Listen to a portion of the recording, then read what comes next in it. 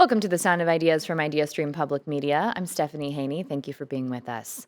Local journalism is on the decline across the country. Recent analysis by the nonpartisan nonprofit group Rebuild Local News showed that the U.S. has lost three-fourths of its local journalists over the course of the past few decades. The study showed that in 2002, there were about 40 journalists for every 100,000 residents on average. By 2025, that had dropped to just over 8, with Ohio a little under that average. Why is this happening, and what's being done about it? These questions are the focus of Rick Goldsmith's documentary, Stripped for Parts: American Journalism on the Brink, a film which sheds light on a hedge fund named Alden Global Capital buying up local newspapers and then dismantling them and selling off their real estate for profit. Here's a quick clip. What hedge funds will tell you is this is just creative destruction in capitalism. Communities are misinformed and uninformed, and that's really dangerous. The Denver Post has launched a revolt against its owner, New York-based hedge fund Alden Global Capital. It was not just about the business of newspapers, it was about what was at stake for our democracy.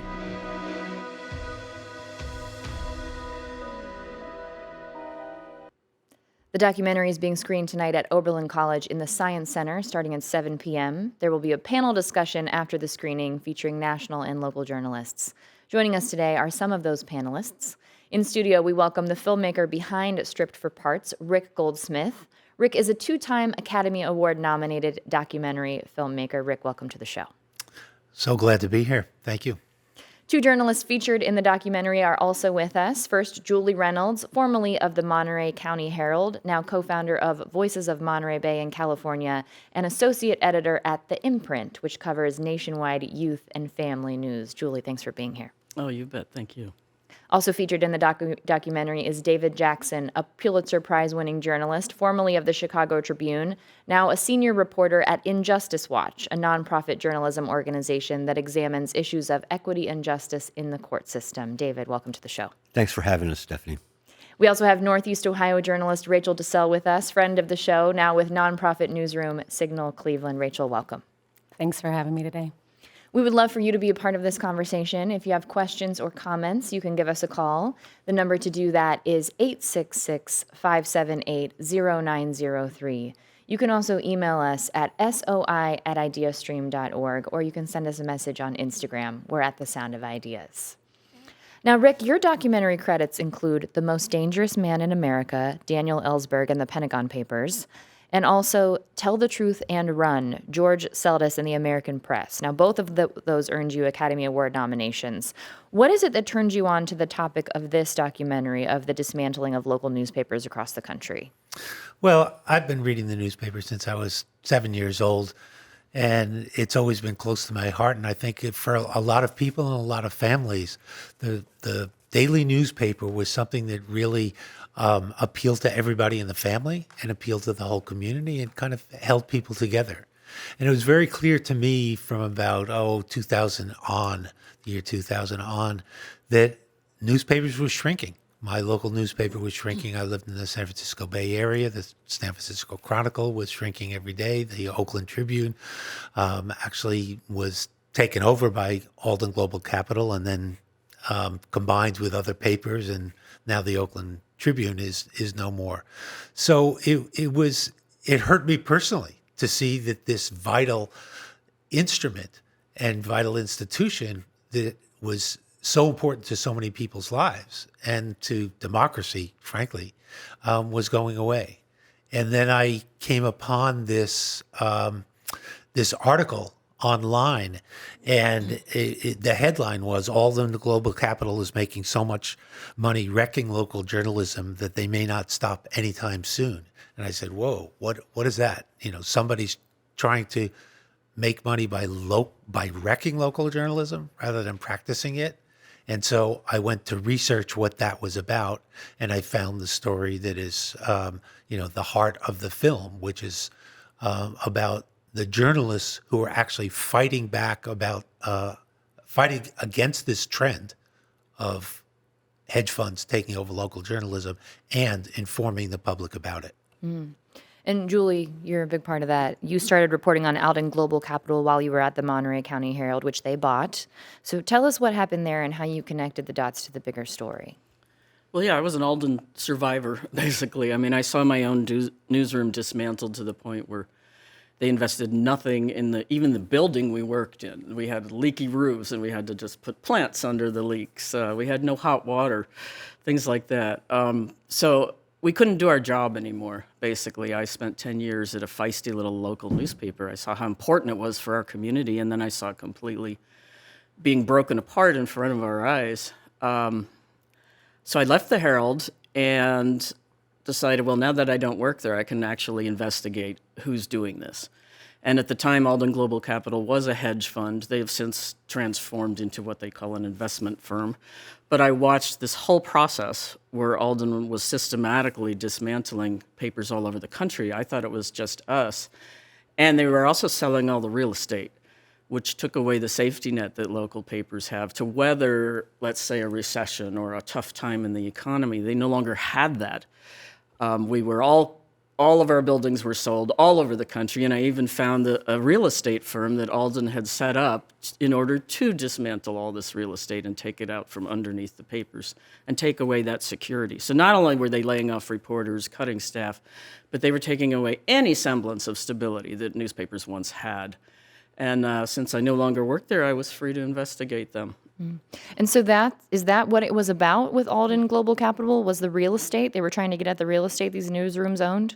Well, it's funny because there's several ways to make money when you're doing this. I mean, it made no sense to me logically. I didn't have a business reporting background, but I always thought you bought a struggling business, built it back up till it was profitable again, and then you could make the money or sell it or whatever. But they did the opposite. And the way that they made money is a lot of the mysterious machinations of hedge funds and private equity. They took on debt. So they didn't personally take on debt. The newspaper chain took on all this debt. And they'd borrow lots of money in the newspaper's name, go invest in completely unrelated businesses, shoe stores, mobile home parks, whatever. They had no real interest in journalism. But so they use the newspapers, and they do it to this day, using them as this cash cow. They can borrow this money that they're not personally responsible for. When they took over the Chicago Tribune, I'm pretty convinced by the evidence they extracted money from the Tribune chain and bought a series of mobile home parks all over the country. So that's their MO. There's a bunch of different ways they make money. One is selling the real estate. The other is taking on this debt. And that leaves the poor newspaper chain even more financially strapped than when they started. Let me ask you this, Julie, as this is occurring to me. It seems like this could have been any industry. So why journalism? Any insight into that after the reporting you've done? Well, that's the odd thing, because we've heard about hedge funds and these kinds of private equity firms taking over, like Toys R Us or chain stores or nursing homes. So many aspects of society this impacts. But they were the ones who realized there was still this loyal readership at newspapers that they could still get money out of, who would keep their subscription to local news, and they could make extraordinary profit margins. And to this day, they're extracting maybe 15 up to 30% profits from these papers. That's unheard of. Like a grocery store chain would be happy with 10% margins, but they were getting these extraordinary returns just because of the nature of the news business. And so they were able to keep extracting cash and keep extracting cash. Now, David, for you were with the Chicago Tribune in late 2019, early 2020. This was when Alden Global Capital started trying to buy the parent company of the Chicago Tribune. You put your neck on the line. You tried to find someone else to swoop in and buy Tribune Publishing instead. Why did you think that was so important to try and find a benevolent buyer? Well, it was at a time when Alden's hadn't cemented their control of the Tribune. They were moving in and taking more control day by day, and the Chicago Tribune and Tribune Publishing weren't just important to me; they were one of the nation's sort of preeminent newspaper franchises, and with papers all across America, the Baltimore Sun and elsewhere, and Julie's really hit the pig on the nose. Alden's history goes back to the 90s, and you could see how they had developed a playbook decades before, where they went into any industry and picked off the distressed sectors, and whether it was a dam building in South America or banking in Central Europe, or Julie mentioned shoe store franchises, they'd pick off a vulnerable company, drain its assets, and extract the cash. And we saw what was coming. And it was sort of like watching a lion attack a herd of gazelles and pick off the weakest gazelle, except for now, for the first time, Alden had sort of shifted and was taking on the entire herd. Because honestly, not due to hedge funds, but due to technological and cultural factors, regional and local newspapers were weakened at the time. And so we felt this urgency about standing in the breach as reporters in the trenches and trying to campaign for a civic-minded buyer for the Tribune. Now, Rachel, at last reporting 2024, Ohio has reported to have 160 local newspapers. It may be less than that now, but this is down from 300 just 2 decades ago, and nearly half the number of newspaper journalists Ohio once had. So for you, who've worked in this region as a journalist for a long time, how does this make working as a journalist more challenging? Yeah, I mean, when I walked into my first newsroom here in my hometown, there were 400 journalists. And when I left in 2020, there were just a few dozen. And I think that, yes, it has made it more challenging, but also it has been a call for us to figure it out. I think this is an area in a region where people still do appreciate having local news and information. So instead of just, the documentary was amazing, and I watched it, and I let myself be sad for a little bit, and then I thought, oh, but we all are doing something about it, and that just tells you a lot about journalists and how we're built and how much we care about our communities, because every person who's sitting here cared so deeply about their community that they were like, we're going to do something about this. We're not giving up. Mm-hmm. If you're just joining us here on The Sound of Ideas, we are talking about the decline in local journalism, and we're talking about one specific reason for that. We're talking about something called vulture capitalism. This is where some sort of a financial company will come into an industry that's vulnerable and then buy up an entity and then take that entity and dismantle it for profit. So if you want to be a part of this conversation, the number is 866-578-0903. You can also email us at soi@ideastream.org, and you can send us a message on Instagram at The Sound of Ideas. Now, Rachel, you were talking about something being done for this. You were in commercial news. You were laid off. You then moved to public media. Similar story for me. I was in commercial news, had a contract that was not renewed, moved to public media here at IdeaStream Public Media. And public funding for media is something that's talked about in the documentary. So let's talk about one thing that's happening here in Northeast Ohio. You're with Signal Cleveland. So tell us about that and the Documenters program. Yeah, I think when I left the Plain Dealer, there was a lot of talk about how, we could use a nonprofit newsroom, in Cleveland and in Northeast Ohio. And with a few other folks, we first decided to launch something called a Documenters program. And there's one that exists in Chicago. I'm sure David's familiar with it, and Detroit. And it's really built on the idea of training and paying residents to kind of be part of the news ecosystem.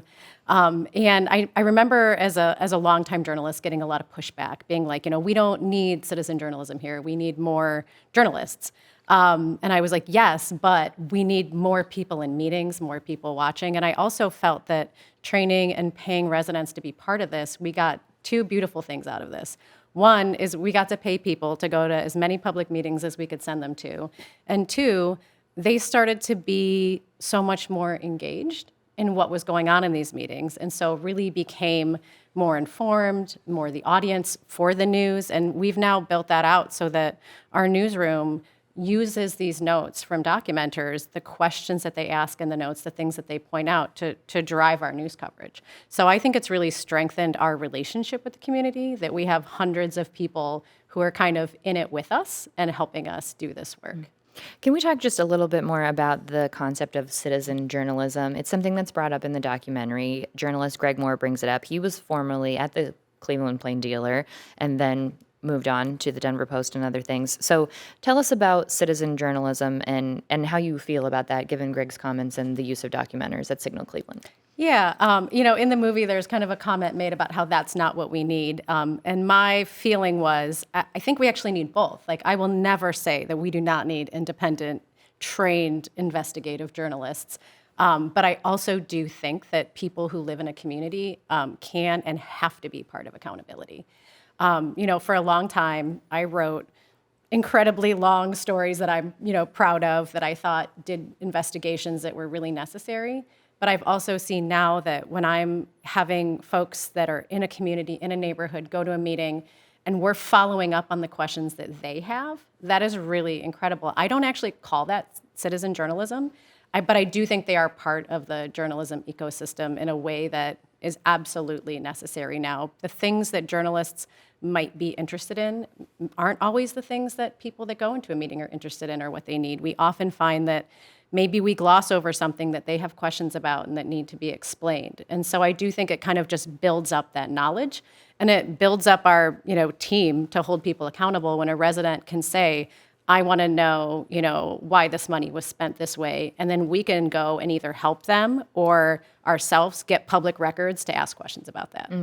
And just to give people a clearer picture of how the Documenters program works, they turn in their notes from these meetings, and then you told me how that kind of helps guide story creation after that. So how does that work? Yeah, so someone on our team assigns the meetings, and a resident will go to the meeting. They get paid $18 an hour. They prep, they go to the meeting, they make notes, they have a template. And so they do summary bullets, kind of like all of us journalists. We know how we summarize what went on in a meeting. But they also get to ask questions. And then we actually feed all of those questions into kind of a system. And that system pulls out key questions that we might need to follow up on, either by topic or whether we need more explanation, or whether residents are asking accountability questions. And then we can take those accountability questions and assign a reporter a follow-up. And then they also take that information back to the resident. Okay, thanks for breaking that down for us, Rachel. And Signal Cleveland, to clarify, nonprofit news organization, a little bit different than public media, but public funding is the topic. Right. Now, David, you left the Chicago Tribune in July 2020. This was after 29 years of reporting there, and this was as news was coming out that Alden Global Capital would become the majority shareholder of the parent company. That was the same day that the union representing Chicago Tribune journalists launched a campaign to try and find local investors. Why was that the right time for you, do you think, to leave the Tribune? Well, I had, for the past 6 months before that, fought a very public campaign to try to find a civic owner for the Tribune. Part of it had been publishing an op-ed in the New York Times where Alden was headquartered, because we knew, my colleague Gary Marks and I knew they would read it, frankly. And part of it was going around like honeybees throughout the industry and throughout the city and trying to drum up interest among people who are already in the business of regional and local news across the country, or the big philanthropic institutions in Chicago, or the business community in Chicago.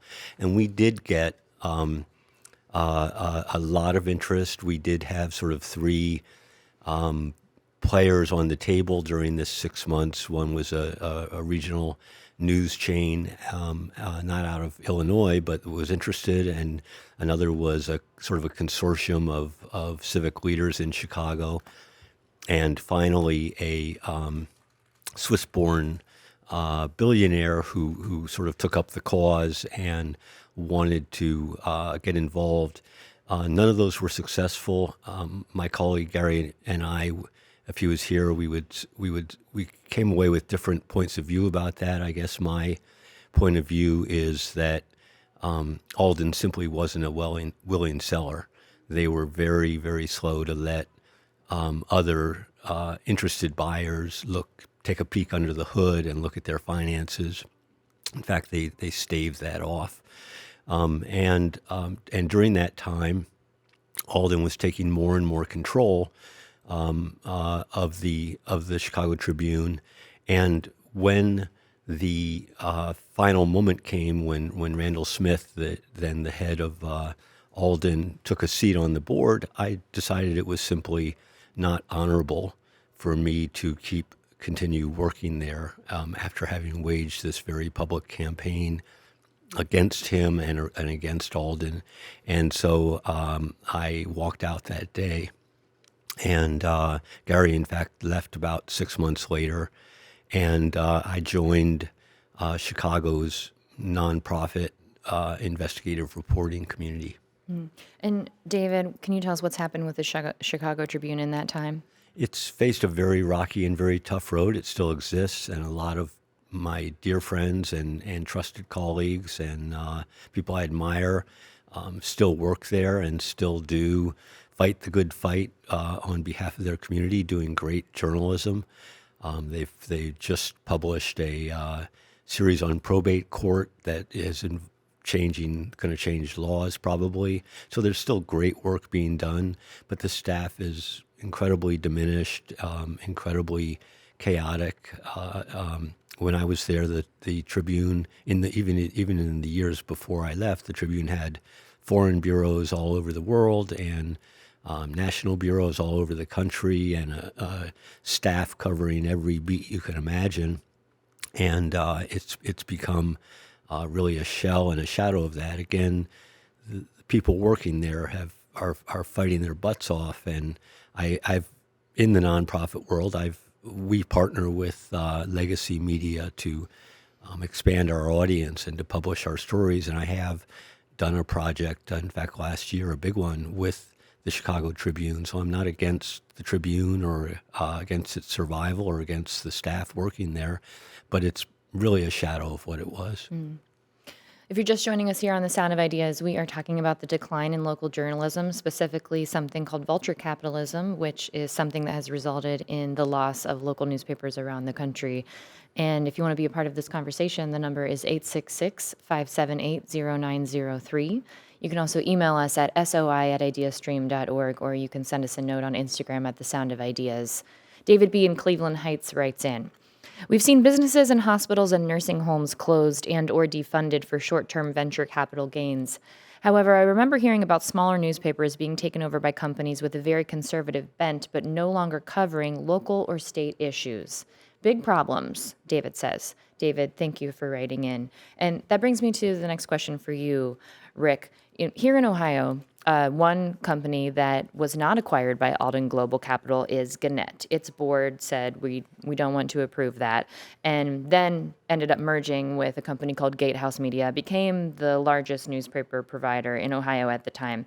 That was in 2019, but since then, even that company has seen a decline.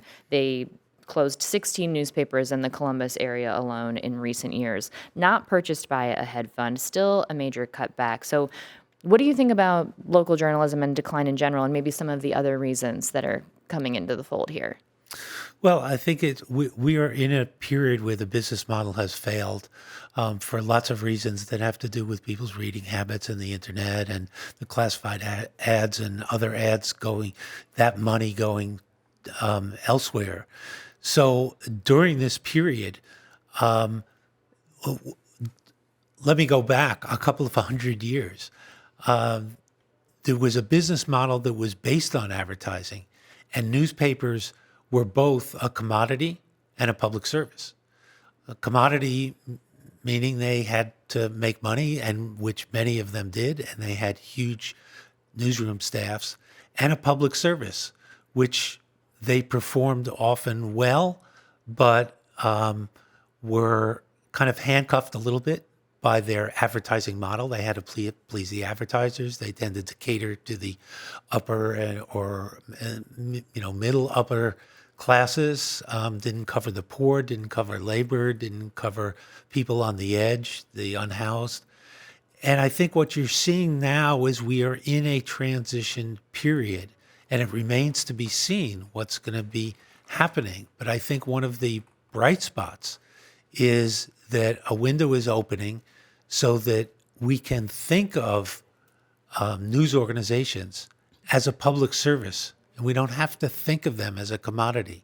And I think, as Rachel is talking about, it tends to lend itself to covering the people on the outside, the people that don't have a voice, because there's no business model that they have to meet. And so they can really be a public service. And I think where we're going to go from here, nobody can really predict. But I think what we all must do is take advantage of this transition period and come up with the new models, eventually come up with the business models that work. Maybe there's public funding that's going to work. Right now, we're under attack from the current administration of journalists being seen as the enemy of the people. So there's a lot of challenges right in front of us. And I think this is a great time for us to focus as a community, as a society, on journalism is important for us to make democracy work. How do we make journalism work? Julie, an increase in public funding of journalism is something that is talked about as a potential solution in the documentary. Do you think that seems feasible when we do hear these reasons that people are turning away from local reporting? I think it's absolutely something that could be helpful and useful. I'm not against it. I know a lot of journalists kind of push back because there could be this sense you're beholden, therefore, to the government that you might be investigating or should be investigating and keeping a watchdog eye on. But I don't think there's anything that's one solution. There is, for instance, there's legislation right now in California. There's about a $20 million fund, and the state is trying to figure out how to disperse that to aid local news. And there's a lot of debate about, do we just pay newsrooms a certain amount of money per reporter, or do we look at how does that newsroom actually help the community? And I'm hoping they're going to look at that as the actual measurement of how money gets dispersed. But to think that that's actually going to solve the local news crisis in California is, that's not going to happen. That's not enough money to do that. And I think we're looking at maybe a million different little brilliant ideas in communities all over, not just the United States, but anywhere where news is going through this crisis. I know in Canada, too, where there is public support for journalism, there's still a lot of concern about local news. So we're seeing all these brilliant little solutions and experiments happening, like the nonprofit news scene, which is very robust right now. There's also, in my community, something that's a kind of an amalgamation of both the for-profit model and the nonprofit sense of service that's doing very, very well in replacing the legacy newspapers. So I think all these experiments are going to end up, some of them will work and some of them won't, and we'll just see what the best of them trickles to the top. We will see what happens. Tonight's screening of Stripped for Parts, American Journalism on the Brink and panel discussion at Oberlin College is happening at 7 p.m. It is free and open to the public, and there is free event parking nearby. There's a link on ideastream.org/SOI. Thank you very much to our panel for participating today. Rick Goldsmith, the filmmaker behind the film, Julie Reynolds, David Jackson, and Rachel DeSalle. We appreciate your time. Thank you. Thank you. so Thank you so much.